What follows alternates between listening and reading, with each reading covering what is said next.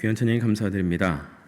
오늘은 그를 십자가에 못 박게 하소서, 그를 십자가에 못 박게 하소서라는 제목으로 잠시 같이 하나님의 은혜를 나누도록 하겠습니다. 오늘 본문 말씀은 예수님께서 그 십자가 사역을 감당하시기 위해서 이제 사람들에게 붙잡히십니다. 오늘 본문의 상황을 우리가 한번 머릿속으로 떠올려봤으면 좋겠습니다. 예수님께서 십자가에 달려 죽으시기 위해서 사람들이 예수님을 붙잡습니다. 예수님은 그 사람들의 붙잡음을 뿌리치지 않고 그냥 그렇게 붙잡히셔서 사람들에게 비난을 당하시고 모욕을 당하시고 고난을 당하시고 그렇게 십자가에 못 박히게 됩니다. 이때 상황을 한번 떠올려 보자고요. 어떠한 모습일까요? 예수님께서는 붙잡혀서 가는데 그 예수님을 수많은 무리가 둘러싸고 있습니다. 그리고 예수님 향해서 무슨 이유인지 도대체 뭐 때문인지 알지 못하지만 예수님 향해서 손가락질을 하면서 목에 핏대를 세워가면서 얼굴이 시뻘개져가지고 저 예수라는 사람이 자신은 왕이라고 했어요. 저 사람이 로마에서 쿠데타를 일으키려고 하는 것 같아요. 예수라는 사람이 신성모독을 했습니다. 예수라는 사람이 귀신의 왕인 바알세불의 힘을 빌려서 병자를 고친다 하더라고요. 사람들이 유혹하고 있어요.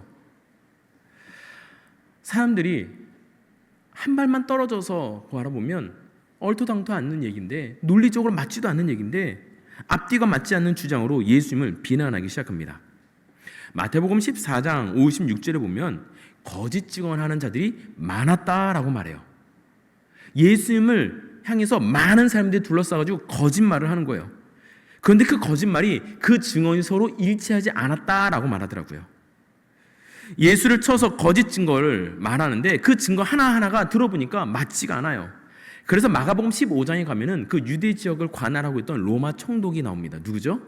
빌라도예요. 이 전후 사정을 다 알지 못하는데 알지 못하는 빌라도가 들어보니까 이 말이 맞지가 않아요. 빌라도가 들어도 저 예수라는 사람은 도저히 죄인이 아니에요. 그런데 사람들이 말도 안 되는 말로 예수님을 끌고 와서 죄인이라고 넘기는 거예요. 딱 봐도 거짓말인 걸 안 거예요. 그러니 15장 전반절에 보면은 이 빌라도가 예수님을 어떻게 하면 풀어줘 볼까 하고 이래저래 방법을 강구합니다. 그런데 사람들이 그 자리에 모인 무리들이 다 예수를 못 박으라고, 십자가에 못 박아 죽이라고 그렇게 이야기하니까 빌라도가 더 이상 무리를 중지하지 못하고 예수님을 그들에게 넘겨줍니다. 여러분, 군중심리라는 것이 정말 무섭습니다. 프랑스의 심리학자 귀스타브 르봉이라는 사람이 군중심리이라는 책에서 이런 말을 했다고 합니다. 군중 속에 진입하는 개인은 그들이 인식하는 세상과 관념 속에서 나에 대한 감각 자체가 사라져버린다. 다시 말하면 익명성에 기대어 개인이 자신의 행동에 대한 도덕적 책임을 질 수 없는 상호작용을 발생한다 라고 말합니다. 사람들 안에 군중 속으로 들어가니까 그 군중들이 이야기하는 그 이야기 속에 내가 파묻혀 들어가니까 스스로 생각하는 거예요. 사람들 속에 들어가서 사람들이 하는 말이 있으니까 내가 한두 마디 해도 저 사람도 얘기하니까 사람들이 내가 이야기하는 줄 모르겠지라고 스스로를 속이는 거예요. 내가 도대체 무슨 이야기를 하는지, 도덕적으로 얼마나 잘못된 이야기를 하는지 스스로 인지하지 못하고 죄의식 없이 그러한 이야기들을, 그러한 행동을 너무나도 쉽게 한다라는 거죠. 여러분, 이 군중심리로 인해서 우리가 너무나도 쉽게 하는 행동이 있습니다. 뭔지 아십니까? 그게 바로 뒷담화예요. 여러분, 뒷담화 해보신 적 있으십니까? 네, 아멘, 할렐루야. 얼마나 재미있게요. 뒷담화나 하면 입에 쩍쩍 붙어요. 얼마나 맛있게요. 두세 사람만 모이면 누군가의 뒷담화를 시작해요. 근데 여러분, 그 뒷담화가 참 재밌는 게 뭔지 아십니까?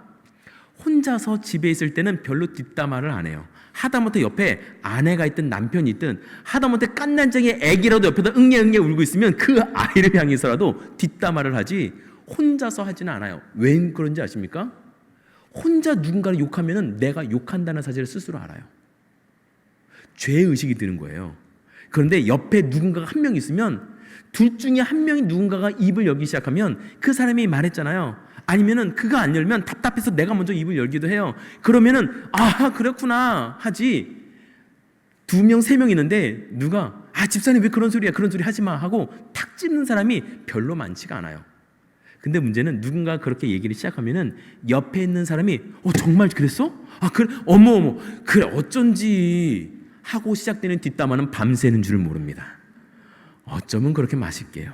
어쩌면 그렇게 재밌게요. 누군가를 욕하고 헐뜯고 있는 얘기 없는 얘기 구별하지도 못하고 막 욕을 하기 시작해요. 이제는 그 욕이 나를 집어삼켜서 내가 무슨 얘기를 하는지도 모르고 2명, 3명, 4명이 확산이 되어서 그 이야기가 확산되어 갑니다. 도무지 죄의식을 찾아볼 수가 없어요. 한두 명이 빨간불이 신호가 있는데 한두 명이 신호를 건너요. 그러면 세 번째는 따라 건너가요. 세 번째 걷는 사람은 죄를 짓는 건가요? 죄를 짓지 않나요? 죄를 짓지 않아요. 경찰은 누굴 잡나요? 그냥 눈에 잡히는 사람을 잡아요.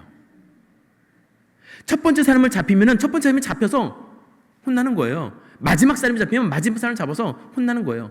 앞에 빨간 신호가 딱 떠가지고 차가 신호가 고장났는지 5분이 지나도 빨간불이 안 바뀌어요. 그럼 사람들이 다 기다려요. 다 기다리면은 맨 앞에 사람은 갈까 말까 고민하잖아요. 뒤에 있는 차는 뭘 하나요?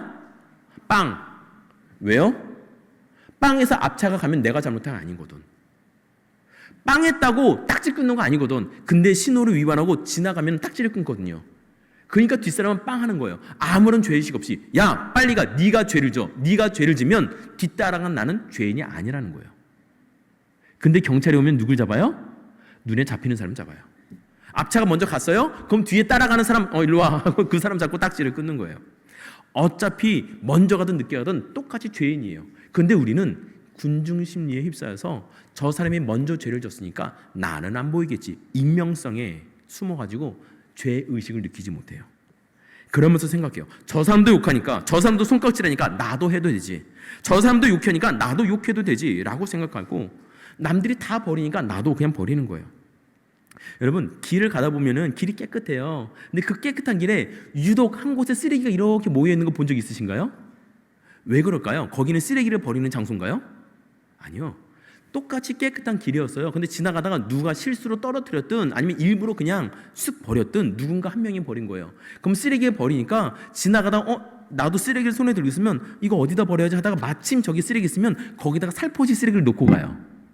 근데 2명에서 3명만 놓고 가잖아요. 그럼 재밌는 현상이 벌어집니다.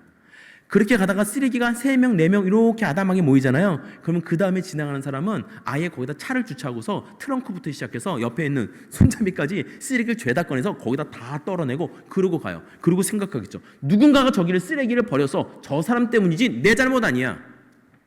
죄의식이 없어요. 그래서 쓰레기가 쌓이잖아요. 그러면 지나가는 모든 사람들이 다 쓰레기를 던져요. 쓰레기가 산을 이룹니다. 그 모든 사람이 쓰레기를 버린 죄가 있는데 그 누구도 죄의식을 느끼지 않고 버린다는 거예요. 이전까지 깨끗한 그 많은 길에는 왜 안 버렸어요? 거긴 군중이 없었거든요. 근데 여기는 죄가 쌓이니까 나도 거기에 묻어서 가는 거예요. 너무나도 쉽게 우리는 죄의식 없이 누군가를 향해서 손가락질하고 비난하고 욕을 합니다. 그러면서 우리는 너무나도 당연하게 뻔뻔하게 죄가 없다라고 생각합니다. 우리 옆에 계신 분과 인사할까요? 그쪽은 좀 어떠시냐고. 죄 짓지 맙시다. 인사합시다. 죄 짓지 맙시다.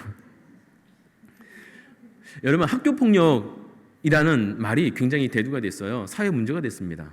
학교폭력. 그 학교폭력이 뭔지 아십니까? 여러분 남성분들은 다 아시죠? 학교 다닐 때 싸움 한 번 안 하신 분 누가 있습니까? 많으시겠죠. 이 자리에 계신 분들은 다 거룩하게 자셨기 때문에 학교 다닐 때 한 번 싸움은 안 하셨을 거예요. 누군가가 싸웠겠죠. 그렇죠? 옛날에는 누군가를 괴롭히거나 누구 돈을 뺏거나 누구를 때리거나 이런 일 없었나요? 옛날에도 있었어요. 옛날에도 다 싸우고 옛날에도 나쁜 애들이 있어서 약한 애들, 싸움 못한 애들 돈 뺏는 일 있었어요. 근데 요즘에는 왜 그렇게 학교폭력이 이슈화 됩니까? 얼마 전에 더 글로리라는 드라마도 이 학교폭력을 다룬 드라마죠. 그래서 굉장히 이슈화가 됐었습니다. 사람들이 관심을 받았어요. 근데 요즘 학교폭력은 정말 무시무시합니다. 예전에는 교회 다니면은 야 너 교회 다니냐? 아 너도 교회 다니냐? 이런 얘기를 들었어요. 제가 중학교 때까지만 해도 그런 얘기 많이 들었어요. 야 너도 교회 다녔어? 옆에 그 성적이 조금 안 좋거나 생활이 바르지 못한 애도 교회 다닐 수 있잖아요. 근데 그러다가 어쩌다가 들키는 거예요. 야 얘 우리 교회 다녀. 그러면 애들이 야 얘죠. 야 너도 교회 다니냐? 이 얘기 무슨 얘기예요? 교회에 대한 뭔가 기대감이 있다는 거예요. 교회 다니는 사람은 뭔가 달라야 된다는 생각이 있었어요. 그러니까 너도 교회 다니냐? 교회 다니는 애는 뭔가 다를 거라는 생각이 있었어요. 그런 최소 저지선이 있어가지고 학교에서 그런 문제가 있어도 내가 교회 다니는데 나는 그러면 안 되지, 이런 저지선이 있었어요. 그런데 이제는 그런 저지선이 사라졌어요. 교회 다닌다고 해도 그 교회 다닌다라는 것에 대한 크레딧을 주지 않아요. 당신도 교회 다녔어? 어쩐지. 이제는 교회 다닌다는 말을 함부로 하기가 너무 어려워요. 저도 어디 가서 목사라는 사실을 최대한 안 밝히려고 합니다. 목사라고 가면은 예전에는 목사님 했는데 요즘에는 목사님이 아니라 목사하고 끝나더라고요. 아니, 교회에서 목사님을 갖다 왜 목사님 안 하고 세상에는 목사라고 합니까? 그럼 세상에서도 스님이라고 하지 말고 쓰라고 해야지. 할렐루야. 세상에서는 절에 대해서 더 크레딧을 주고 교회에 크레딧을 안 줘요. 왜 그럴까요? 사람들은 군중심리에 휩싸여서 마가복음 15장 6절에서 15절 말씀, 오늘 본문에 보면 무리가 모여서 그 예수를 향해서 비난하고 소리 지르는 내용이 나옵니다. 근데 15장 11절에 보면 무리가 모였다고 이야기해요. 그래서 어떻게든 빌라도가 한번 예수님을 풀어줘 보려고 노력하는데 사람들은 소리치는 거예요. 누가 봐도 죄인인 살인마인 바라바를 놓아달라고 소리칩니다. 그리고 15장 13절에서 이렇게 그들이 핏대를 세우며 이야기하죠. 같이 한번 읽어볼까요? 시작. 그들이 다시 소리 지르되 그를 십자가에 못 박게 하소서. 여러분, 이 상황이 상상이 되시나요? 아무 죄가 없다는 것을 빌라도도 알아요. 처음 보는 사람도 알아요. 그렇다는 얘기는 무리 중에도 군중들이 모였어도 그들도 예수가 죄가 없다는 것을 아는 사람들이 있었겠죠. 그런데 그들이 모두 핏대를 세우면서 저 사람을 십자가에 못 박으라고, 저 사람을 십자가에 못 박아줘서 핏대를 세우면서 눈이 빨개져서 얼굴이 빨갛게 올라와서 혈기를 내면서 부르짖는 거예요. 도대체 무슨 죄가 있다고, 무슨 일을 했다고, 도대체 예수님이 무슨 죄를 졌길래 예수님을 십자가에 못 박을 수 있습니까? 어떻게 그 무리들이 그렇게 잔인할 수가 있죠? 어떻게 그렇게 나쁠 수가 있습니까? 우리는 성경을 바라보면서 왜 저 무리들은 저렇게 잔인할까? 왜 저렇게 나쁘게 할까? 라고 이야기합니다. 아니, 어떻게 제자들이 예수님을 모른다고 다 도망갈 수 있지? 베드로는 어떻게 예수님을 3번이나 부인하면서 저주하면서 그렇게 예수님을 모른다고 할 수 있지? 우리는 그렇게 성경을 보면서 한탄해요. 그것은 무엇을 의미하는지 아십니까? 베드로는 예수를 부인했고 제자들은 떠나갔고 예수 믿는 사람 모두 다 그랬고 이 무리들은 예수를 향해서 십자가에 못 박으라고 외쳤는데 나는 안 그러는데 라는 생각을 전제하는 거예요. 우리는 교회라는 이 군중 안에 있기 때문에 내가 홀로 기도할 때는 하나님 내가 죄인입니다 라고 말은 하지만, 기도는 하지만 예배하는 이 순간 나는 죄인이다라는 사실을 인정하지 않는 거예요. 심지어 성경을 보면서 어떻게 이럴 수가 있어? 어떻게 제자가, 어떻게 베드로가 교회를 바라보면서, 어떻게 교회 다니는 사람들이, 어떻게 집사라는 사람이 예배를 끝나고 돌아가면서 아내랑 막 싸우면서 얘기해요. 어떻게 교회에서 장로님이 나한테 그런 말씀할 수 있어? 나 상처받았어. 이씨. 당신 때문에 얼마나 많은 사람이 상처받았는데 내가 한 일은 생각하지 못하고 상처받았다는 거예요. 이러한 모든 잘못에서 나는 예외일 수 있습니까? 아니요, 나는 예외일 수가 없어요. 오늘 말씀에 나오는 예수님을 누가 십자가에 못 박으라고 외치면서 핏대를 세우며 그렇게 저주하고 예수님을 조롱했나요? 제자들은 이미 다 예수님을 떠나갔습니다. 수제자도 떠나갔어요. 아까 마가복음 14장 말씀을 이야기하면서 무리인 사람들, 거짓 증언을 하는 사람들이 많았다라고 말했는데요. 그 사람들이 누굴까요? 태어나면서부터 악한 사람들이 거짓 증언하면서 예수님을 십자가에 못 박았을까요? 마가복음 14장 58절에 보니까 이렇게 나오고 있습니다. 이 말씀 사람들이 고발하는 내용이에요. 같이 한번 읽어볼까요? 시작. 우리가 그의 말을 들으니 손으로 지은 이 성전을 사흘 동안에 지으리라 하더라. 네. 우리가 그의 말을 들으니, 누구의 말을 들었어요? 예수님이 하는 말을 들으니, 우리가요? 우리는 누구예요? 그 자리에 모인 무리들이에요. 무리들이 예수님이 하는 말을 들으니까 이 예수라는 사람이 성전을 헐고서 사흘 만에 다시 지을 수 있다라고 이야기했다라는 얘기예요. 이 얘기가 무슨 얘기예요? 누가 한 얘기예요? 예수님이 하신 얘기예요. 언제요? 예수님이 붙잡히기 전에 사람들과 함께 있을 때 하신 이야기예요. 그 예수님의 이야기를 듣고 여기서 증언하는 거예요. 그러면 이 자리에 모여서 예수님을 비난하는 무리들은 누굴까요? 불과 며칠 전에 예수님이 붙잡히기 전에 예수님을 따라다니면서 예수님에서 산 위에서 말씀을 전하실 때, 복음을 전하실 때 그 말씀을 들으려고 모였던 무리들이에요. 그 무리들이 바로 예수님을 못 박으라고 외치던 무리들은 병이 들려서 어떻게든 한번 그 병이 나아보려고 예수님께 찾아갔던 그 무리들이에요. 한번 말씀을 들어보려고, 은혜를 받아보려고, 나도 병이 한번 나아보려고, 해결되지 않는 문제가 해결돼 보려고, 내 친척이 아프니까 이 친척 한번 데려가서 뭔가 한번 얻어보려고 예수님을 따라다니던 그 무리들이 불과 며칠이 지났다고 예수님이 붙잡히니까 사람들이 다 손가락질하니까 나도 손가락질하고, 사람들이 다 욕하니까 나도 욕하고, 사람들이 잘못해, 사람들이 욕에 내 마음에 있던 상처를 살포시 더 얹어서, 그동안 내 안에 쌓였던 분노를 더 얹어서 함께 핏대를 쏘며 욕하고 모욕하고 예수를 십자가에 못 박으라고 외치고 있는 거예요. 학원 폭력이 왜 무서운지 아시나요? 아직 자신을 절제하지 못하는 그 아이들이 누군가 한두 명이 누군가를 괴롭히는 거예요. 그러니까 거기에 사춘기 시절에 공부하면서 받은 그 모든 스트레스들, 엄마 아빠한테 받은 혼나고 이랬던 모든 것들, 공부하면서 나는 그 모든 스트레스, 분노를 다 거기에 얹어서 함께 욕하고 함께 한 명을 죽이는 거예요. 예전에는 그럴 때 그래도 교회 다니는 사람들이 그러면 안 돼 하든지, 아니면 교회 다니는 친구인데 싸움을 잘하는 친구가 있으면 그 아이들 못하게 막아주든지, 이런 일이 있었어요. 근데 이제는 교회 다닌다는 일 때문에, 그 사실 때문에 오히려 비난을 받아요. 교회 다니는 아이들이 자신이 교회 다닌다는 사실을 숨겨요.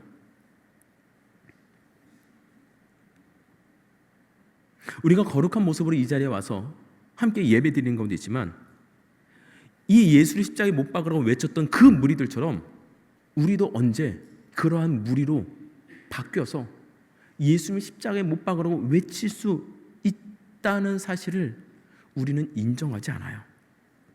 그 사실을 인정해야 돼요. 나도 예수를 십자가에 못 박으라고 외치는 그 무리들로, 그 무서운 사람들로 변할 수 있다는 걸 인정해야 돼요. 우리 옆에 계신 분 한번 살짝 바라볼까요? 그리고 인사합시다. 집사님 조심하세요. 여러분, 우리 조심해야 돼요. 어떻게 해야 될까요? 내가 10년 동안 교회를 다니며 예수를 믿으면 내가 달라질까요? 그렇지 않더라고요. 내가 20년 동안, 아니 내가 태어나면서부터 3, 4대 예수를 믿었던 가문이다 하면은 나는 안전할까요? 그렇지 않아요. 내가 열심히 신앙생활해서 집사가 되고 안수 집사가 되고 장로가 되면, 그러면 우리의 신앙은 전혀 문제 없이 평안할까요? 어디 가도 교회가 쪼개지게 되고 교회도 큰 분란이 일어나게 되면, 그거는 이제 갓 예수 믿은 처음 믿은 성도님들이 하는 일이 아니라 교회 중직들이 하는 일이에요. 교회가 분란이 일어나면 꼭 중직들이나 목사님이나 그 중직들, 리더들 가운데 문제가 있기 때문에 그런 거예요. 더 이상 내가 목사라는 타이틀이, 여러분이 장로, 권사, 안수집사라는 타이틀이 여러분을 지켜주지 못해요. 그렇지 않습니까? 그러면 뭐가 나를 지켜줍니까? 내가 몇 년 동안 예수를 믿었다라는, 내가 성경을 100독을 읽었다 하더라도 그것이 나의 신앙을 지키는 게 아니에요. 우리의 신앙을 지키는 것은 오직 예수 그리스도 그 이름밖에 없다는 것을 여러분 믿어주시길 주님의 이름으로 축원드립니다. 베드로는 이렇게 얘기했죠. 베드로는 너희들이 다 나를 버릴 것이다 라는 예수님의 말씀 앞에 마태복음 26장 33절에서 모두가 주를 버릴지라도 나는 그렇지 않겠습니다 라고 확신하며 선포했어요. 그런데 그렇게 확신하며 선포한 베드로도 3번이나 예수를 저주하며 부인했습니다. 내가 확신한다, 내가 선언한다, 이것이 나를 지켜주는 게 아니에요. 나를 지키는 것은 지금 이 순간 예수의 이름이 내 안에 있을 때 그 예수의 이름이 나를 지킨다라는 사실. 어제 내가 예수를 믿었어도, 아직 내가 집사 직분도 받지 못했어도, 지금 내가 예수의 말씀을 읽고, 지금 내가 예수님께 기도하고, 지금 내가 예수님께 붙잡혀 있으면 그 예수 그리스도의 이름이 신앙의 연륜과 상관없이, 내 직분과 상관없이 지금 내 안에 계신 그 예수님께서 지금 나를 지키신다라는 거예요. 그 예수의 이름은 집사, 권사, 장로를 떠나서 목사라 하더라도 지금 그 예수의 이름이 나에게 필요해요. 그리고 여러분에게 필요해요. 3년 동안 예수님과 함께 살면서 수제자라고 했던 베드로가 그 순간 예수님을 떠나니까 예수님을 부인하는 거예요. 오랫동안 찬양 인도를 하고 서 있으면 다리가 아픕니다. 그래서 다리가 아파요. 그래서 찬양하다 보면 가끔 이렇게 풀기도 해요. 그러면 다리가 아프면 여러분 어떻게 해야 됩니까? 의자를 갖다 놓고 앉으면 돼요. 그렇죠? 근데 다리가 아프다 하면서도 예배가 마치고 점심을 먹을 때도 서서 먹고 집에 가서도 여보 난 괜찮아, 다리가 아프지만 괜찮아 하면서 끝까지 서 있으면 어떻게 해요? 다리가 무지하게 아파요. 의자에 앉으면 해결되는 문제예요. 근데 의자에 앉으면 다리가 안 아프다는 것을 나는 믿고 확신하며 나는 정말 믿습니다 해도 의자에 앉지 않으면 다리는 아픈 거예요. 나는 예수를 믿습니다, 버리지 않겠습니다 해도 내가 예수님과 함께 있고 그 예수라는 의자에 앉지 않으면 나는 예수를 비난하고 욕하고 손가락질하는 그 무리들과 다를 바가 없다는 사실을 우리는 인정해야 합니다. 뭐가 중요해요? 지금까지 내가 성경을 백독했다는 게 중요해요? 그렇지 않아요. 내 직분이 중요해요? 그렇지 않아요. 지금 이 순간 여러분은 성경을 읽고 있습니까? 지금 이 순간 여러분 기도하고 있으세요? 지금 여러분은 찬양하고 있으십니까? 많은 사람들이 답답해하고 힘들어합니다. 지쳐합니다. 그러면서 원망해요. 왜 하나님은 내게 말씀하지 않으시지? 하면서 말씀을 읽지 않아요. 말씀을 읽지 않는데 어떻게 하나님이 말씀하세요? 하나님은 어떻게 내 기도에 응답하지 않냐고 하늘 향해서 삿대질하면서 하나님께 욕을 해요. 그러면서 그 사람은 절대 기도하지 않아요. 기도하지 않는데 어떻게 하나님께서 기도에 응답하세요? 왜 나는 이렇게 불안하지? 왜 나는 이렇게 힘들어? 하면서 찬양하지 않아요. 찬양하지 않는데 어떻게 하나님께서 그 마음을 평안하게 하시냐고요. 그래서 우리 교회가 필요한 거예요. 교회는 뭐냐?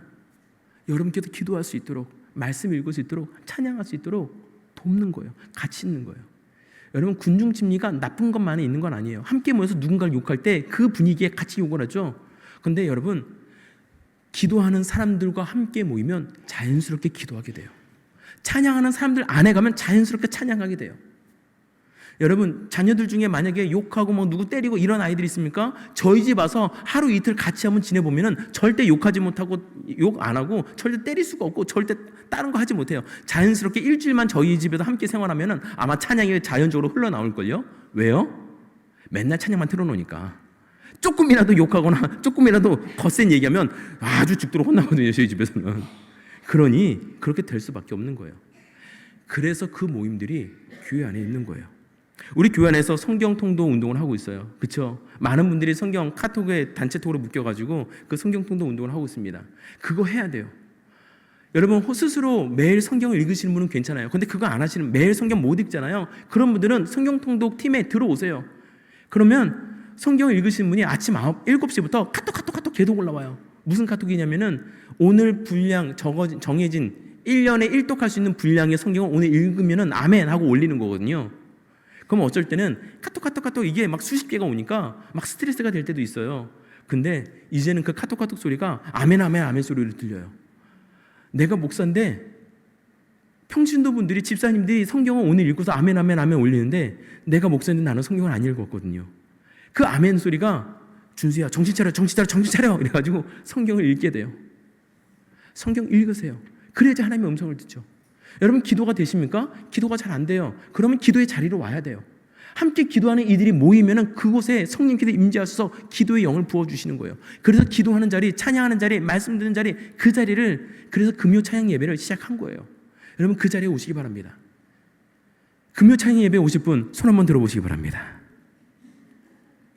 옆 사람 좀 바라보시기 바랍니다. 예배에 오십시다. 기도합시다. 인사합시다. 기도합시다. 여러분, 기도해야 돼요. 다시 한번 금요 찬양 예배 오실 분 손 한번 들어주시기 바랍니다. 지금 오신 분은 꼭 오시기 바랍니다. 제가 도장 다 찍어놨어요. 그래서 이 금요 찬양 예배를 시작하는 거예요, 여러분. 예배에 오시는 것만으로도 함께하는 동역자가 되는 거예요. 밖에 보시면은 옆에 카운터에 그 사인업 시트를 만들어 놨어요. 내가 매주 금요일 예배를 참석하겠습니다. 예배 동역자 사인해 주세요.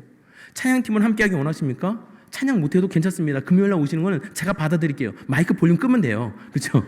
싱어로 함께 하시면 됩니다. 악기를 함께 하기 원하시는 분 신청해 주세요. 방송실 방송팀 인원이 부족합니다. 혹시 컴퓨터 다루실 줄 아시는 분들은 파워포인트 말 그대로 손가락 하나만 까딱하시면 되니까 오셔서 도와주세요. 함께 해주세요. 섬김 사역자로 동역자로 함께 해주시고요. 또 예배를 도우면서 식사를 준비해 주시고, 또 어르신들, 방주에 어르신께서 오시고 싶으신데 차량 운행이 없어서 못 오신 분들이 많으세요. 혹시 운전을 내가 할 수 있으니까, 시간이 되니까 내가 운전할게 하시는 분들은 섬김 동역자로 밖에 사인업 해주세요. 그러면은 정말 이 예배가 더욱더 풍성해질 줄 믿습니다. 우리가 그렇게 헌신하며 예배하며 나갈 때 하나님께서 우리를 지키시고 붙드시고 인도하신다라는 거죠. 우리 교회 연로하신 권사님, 장로님 댁을 방문하게 되면은 여지없이 보게 되는 모습이 있어요. 이제는 은퇴를 하시고 노년을 맞이해서 집도 줄이고 모든 거 다 줄이고 가구도 다 버렸어요. 하나하나 다 버리셨다 그래요. 이제 연세가 많으시니까 관리할 힘이 없으신 거죠. 그렇게 다 줄이고 다 버렸는데 공통적으로 줄이지 않는 게 딱 하나 있어요. 제가 지난주에 한 권사님 댁을 신방하게 됐습니다. 권사님 댁, 그 원로 권사님 댁 이제 신방하게 됐는데, 그 권사님 댁을 보니까 그분도 마찬가지예요. 줄이고 다 줄여서 이제는 방 하나, 거실 하나, 주방 하나 있게 있는 아담한 집에서 홀로 계시는 거예요. 근데 그렇게 문을 열고 딱 들어가니까 저 창가 앞에 조그만 책상이 하나 있고, 그 책상에 풋라이트가 켜 있고, 그곳에 성경책이 펴 있어요. 사진 한번 올려주시기 바랍니다. 제가 권사님, 장로님들 댁에 가면은 이러한 모습들을, 비슷한 모습을 자주 봐요. 그래서 갈 때마다 이런 모습 보면 막 제가 사진 찍어 와요. 이제는 다 모든 걸 정리하고 다 버렸는데 저거 하나 버리지 못해요. 창가 앞에 북라이트를 켜놓고 큰 성경책을 펴놓고, 그냥 일반 성경책을 펴놓고, 아이 권사님 왜 성경책이 2권이나 있어요? 물어보니까 오늘 읽을 성경 분량을 다 읽고 개역 개정하고 개역 옛날 성경하고 같이 펴놓고 뭐가 번역이 뭐가 바뀌었나 이 비교하면서 읽으신다는 거예요. 이 모습을 보는데 너무 은혜가 돼요. 그래서 권사님 나 이거 좀 찍어갈게요 하고 찍어왔어요. 여러분 정말 질문하고 싶어요. 여러분의 삶의 모습 가운데 이제는 집도 커졌고 좋은 차 타고 부족한 게 없이 늘려가는데 여러분의 공간에 이러한 공간이 있으신가요? 제가 그 전주에 한 장로님 댁을 방문했어요. 신방해가지고 장로님 하고 인사드리고 문을 딱 열고 들어왔는데 현관 문을 열자마자 제가 너무 감동을 받았어요. 장로님이시니까 아직 한참 때이시니까 집이 커요. 너무 좋아요. 깔끔해요. 근데 그 넓은 집 안에 정가운데 그 테이블에 똑같이 북스탠드에 큰 성경책이 펴있고 그 성경책 아침에 묵상하시는 거예요. 성경을 그대로 펴놓고 재택근무를 하시면서 그 옆에는 랩탑을 펴놓고 업무를 하시는 거예요. 그러다 또 이쪽으로 와서 성경을 읽으시고 이쪽으로 가서는 일을 하시는 거예요. 그 모습이 너무 은혜가 되더라고요. 예전에는 우리 어르신들은 가다가 돌벌이에 걸려도 아이고 주여 아이고 주여, 깜짝 놀래도 아이고 주여 하고 놀랐어요. 매 순간순간 주여 주여 주여 주여. 제가 어릴 적 저희 어머니께서는 무슨 기도 제목만 있으면 해결이 안 되는 문제가 있으면 언제나 저를 업고서 교회 가셨어요. 제가 막내니까 형하고 누나는 집에 놔두고 막내인 저만 데리고 교회 가시는 거예요. 그러면 교회 가서 호디불 하나 들고 가서 저는 옆에서 장의자에 누워서 자요. 그러면 의불 저를 덮어주시고 어머니는 그렇게 밤새 기도하시는 거예요. 자다 보면 뭐가 뚝뚝 떨어져요. 그러면 어머니께 눈물 흘리면 기도하시는 거예요. 그럼 자다가 뭐야 하고 눈물 닦고 또 자요. 한참 자다 보면은 깨요. 어떻게 깨냐? 새벽 기도 마치고 엄마가 저를 업고 가시는 거예요. 그럼 업고 가시는 그 엄마 등에서 잠이 깼다가 엄마 품이 좋으니까 또 다시 자는 척하고 집에까지 가요. 어릴 적 제 기억에는 우리 부모님 세대는 언제나 기도하시고 언제나 하나님께 매달렸어요. 근데 요즘 우리는 어떻습니까? 그렇게 넓어진 집에 그렇게 좋은 환경에 좋은 테이블 놓고 좋은 식탁 놓고 좋은 책잔 놓고 좋은 거 다 넣고 보니까 늘 데가 없어서 성경책 치워버리고 말씀 묵상하던 거 치워버리고 다 치워버리지는 않았습니까? 혹시 여러분의 가정에 이렇게 말씀을 묵상하는 이 공간이 준비되어 있습니까? 여러분의 삶 속에 하나님의 말씀이 자리 잡고 있으십니까? 하나님의 말씀이 오늘 나에게 있어야 돼요. 삶에 지치고 힘들고 어렵습니다. 맞아요. 그런데 그 삶의 현장 안에서 하나님의 말씀이 내 안에 있을 때 나는 천국을 살 수 있는 거예요. 주 예수와 동행하니 그 어디나 하늘나라. 우린 이렇게 찬양하잖아요. 근데 이 찬양을 반대로 생각해 보세요. 정말 무서워져요. 주 예수와 동행하지 않으면 그 어디나 지옥이에요. 왜 우리는 말씀도 읽지 않고 기도도 하지 않고 주 예수와 동행하지 않으면서 나는 왜 이렇게 힘들지? 나는 왜 이렇게 우울하지? 나는 왜 지옥 같지? 당연하죠. 주 예수와 동행하지 않으니까 당연하게 지옥을 사는 거예요. 근데 주 예수와 동행하면 그 어디나 하늘나라가 되는 것이죠. 여러분, 말씀 읽어야 돼요. 기도해야 돼요. 찬양해야 돼요. 바쁘시면은 여러분 출근길에 어떤 집사님들께서 이런 말씀하시더라고요. 바빠가지고 새벽 예배 온라인 실시간으로 못 하신다 하시더라고요. 그래서 출근길에 출근하면서 운전하면서 출근하는 30분 동안 유튜브 틀어가지고 새벽에 진행했던 그 새벽 예배 들으면서 출근하신다 하더라고요. 신기한 사실이 있어요. 여러분, 어릴 때는 집밥이 맛이 없더라고요. 어릴 때는 저희 아이들도 맨날 투정부려요. 아빠, 엄마 없을 때 아빠 치크필레이 가도 돼? 엄마한테 말하고 혼나니까 저한테 몰래 얘기해요. 가끔 저는 사주잖아요. 아빠들은 그러잖아요. 예. 아빠 치크필레이 가. 아빠 맥도날드 사줘. 오늘 식당에서 밥 먹자.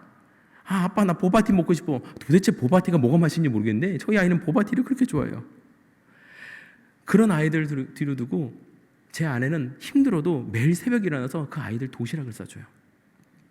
사과를 깎아서 사과를 다 집락해서 다 넣어줘요. 그거 꼭 먹고 오라고 아이들하고 아주 전쟁을 합니다. 왜 그래요? 그거 먹어야 건강하거든요. 집밥이 건강한 거잖아요. 여러분, 우리 교회 이 강단이 그래서 소중한 거예요. 유튜브만 틀면 유명한 목사님들 설교가 막 쏟아져 나옵니다. 저희 교회 SDL 찬양팀 잘하죠? 할렐루야.